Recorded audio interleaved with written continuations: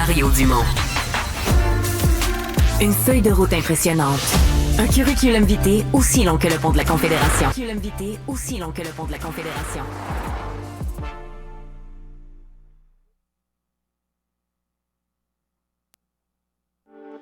Oh mon Dieu, c'est épicé de nid de poule.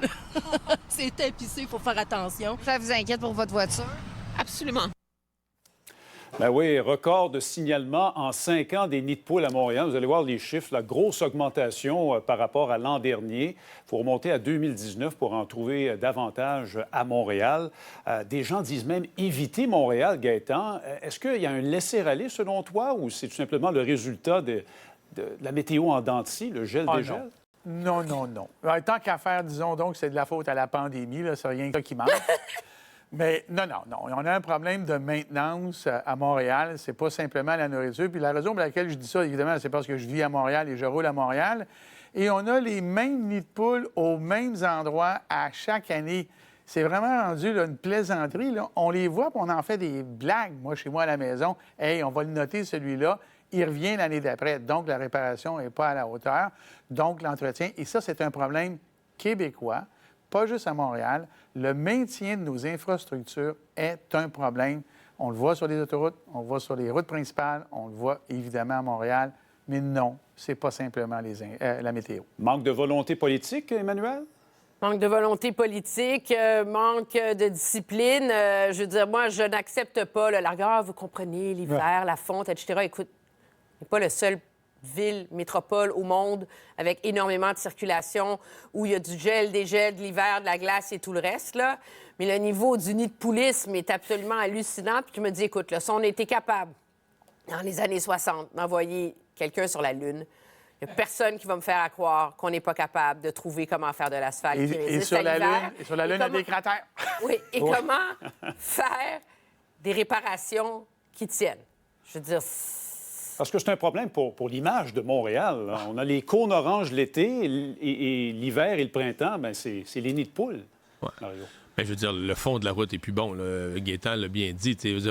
C'est quand on répare, le fameux mot on patch, mais quand on patch, ça tient pas. Il faudrait que tu reconstruises la route. Et c'est évident là, que le moindrement que tu as un hiver, gel, dégel, il n'y a plus aucune résistance de ces routes-là où ça a pété l'année passée, ça repète au même endroit. Sincèrement, moi, ce qui est un peu triste là-dedans pour Montréal, on entendait dans nos collègues journalistes aller questionner des gens.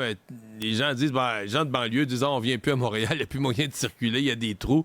Et c'est un peu ça. Sincèrement, il y a 25-30 ans, c'était pas ça. Là. Les gens de la banlieue, c'est le contraire. L'avantage de rester en banlieue, c'est regarde, on est tranquille, moins proche de Montréal. Là. Il y a un beau spectacle au Centre Bell, n'importe quoi, on peut y aller, on est proche.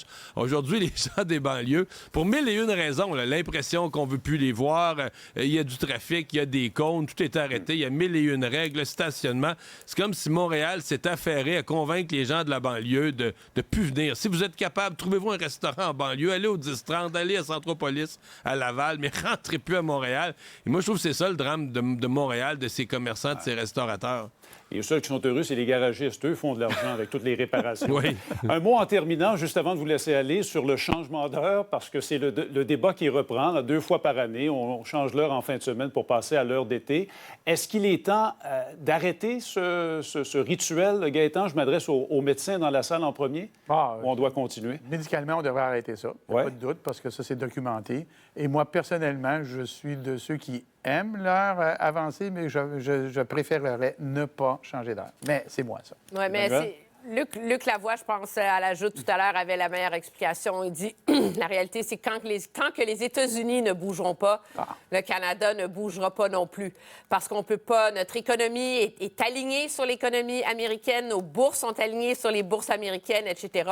Donc, on ne peut pas s'imaginer que Toronto et New York ne soient pas dans le même fuseau horaire 6 mois par année.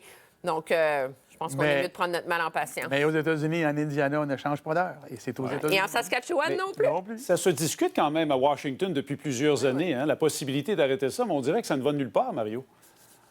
Oui, mais parce que c'est basé quand même sur d'autres époques, là, où le chauffage puis la luminosité tout ça avait des impacts. C'est sûr que c'est plus nécessaire aujourd'hui, mais moi, je dois avouer, ça me dérange pas tout. Fait que c'est un débat où je me fais lancer des roches. Moi, je me dis, 1 heure, on s'en fout, on la gagne, on la perd. Fait que je suis pas un militant contre le changement d'heure.